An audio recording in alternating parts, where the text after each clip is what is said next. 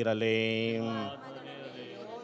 ಕ್ರಿಸ್ತರಲ್ಲಿ ಪ್ರೀತಿಯ ಸಹೋದರ ಸಹೋದರಿ, ಇಂದು ಧರ್ಮಸಭೆ ಸಂತ ಲಾರೆನ್ಸ್ ಅವರ ಹಬ್ಬವನ್ನು ಕೊಂಡಾಡುತ್ತಾ ಇದೆ. ಇವರ ರಕ್ತ ಸಾಕ್ಷಿಯಾಗಿ ದೇವರಿಗೆ ತಮ್ಮ ಮಹಿಮೆಯನ್ನು ಪ್ರಕಟಪಡಿಸುವುದಕ್ಕಾಗಿ ತಮ್ಮನ್ನೇ ತಾವು ಅರ್ಪಿಸಿಕೊಂಡಂಥವರು.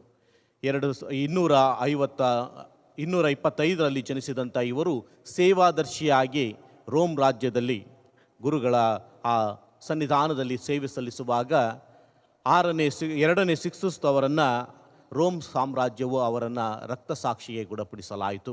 ಅದನ್ನು ತಿಳಿದುಕೊಂಡಂಥ ಇವರನ್ನು ಸಹ ಸಾಯಿಸುತ್ತಾರೆ ಎಂಬಂತ ತಿಳಿದುಕೊಂಡಂಥ ಇವರು ಅಲ್ಲಿದ್ದಂಥ ಎಲ್ಲ ವಸ್ತುಗಳನ್ನು ಮಾರಿ ಬಡಬಗ್ಗರಿಗೆ ಹಂಚಿಬಿಡುತ್ತಾರೆ. ಆಗಿದ್ದಂಥ ರೋಮ್ ಅಧಿಪತಿಯು ಇವರ ಬಳಿ ಬಂದು ದೇವಾಲಯದ ಎಲ್ಲ ವಸ್ತುಗಳನ್ನು ಮತ್ತು ಎಲ್ಲ ಆಸ್ತಿಯನ್ನು ಹಿಂತಿರುಗಿಸಲು ಕೇಳಿದಾಗ ಬಡಬಗ್ಗರನ್ನು ಕರೆತಂದು ಅವರಿಗೆ ತೋರಿಸುವುದು ಇದೇ ದೇವಸ್ಥಾನದ ಅಥವಾ ದೇವಾಲಯದ ಧರ್ಮಸಭೆಯ ಆಸ್ತಿ ಎಂಬುದಾಗಿ. ಇದನ್ನು ತಿಳಿದುಕೊಂಡಂಥ ಆ ರೋಮ್ ರಾಜ್ಯದ ಅಧಿಪತಿಯು ಇವರನ್ನು ಮರಣದಂಡನೆಗೆ ಗುರಿ ಮಾಡುತ್ತಾನೆ. ಅಲ್ಲಿದ್ದಂಥವರು ಇವರನ್ನು ಬೆಂಕಿಯ ಕಂಠದ ಮೇಲೆ ಸುಡಲು ಆರಂಭಿಸಿದಾಗ ಅವರು ಆಗ ಹೇಳುವಂಥದ್ದು, ಒಂದು ಭಾಗ ಸರಿಯಾಗಿ ಸುಟ್ಟಿದೆ, ಮತ್ತೊಂದು ಭಾಗವನ್ನು ಸುಡಲು ಪ್ರಯತ್ನಿಸಿ ಎಂಬುದಾಗಿ.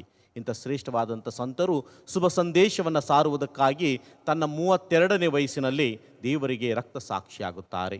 ಇಂಥ ಸಂತರನ್ನು ಸ್ಮರಿಸುವಾಗ ಈ ಹಬ್ಬದಲ್ಲಿ ನಮಗೆ ಕರ್ತರು ಹೇಳುವಂಥದ್ದು, ಗೋಧಿಯ ಕಾಳು ಭೂಮಿಯಲ್ಲಿ ಬಿದ್ದು ನಾಶವಾಗದೆ ಬೆಳೆ ಕೊಡಲಾಗದು ಎಂಬಂತೆ ನಮ್ಮನ್ನು ನಾವು ತ್ಯಜಿಸಿಕೊಳ್ಳದೆ, ನಮ್ಮನ್ನು ನಾವು ದೇವರಿಗೆ ಅರ್ಪಿಸಿಕೊಳ್ಳುತ್ತಾ ತ್ಯಾಗವನ್ನು ಮಾಡದೆ ಎಂದಿಗೂ ನಾವು ಶುಭ ಸಂದೇಶವನ್ನು ಸಾರಲು ಸಾಧ್ಯವಿಲ್ಲ ಎಂಬುದಾಗಿ.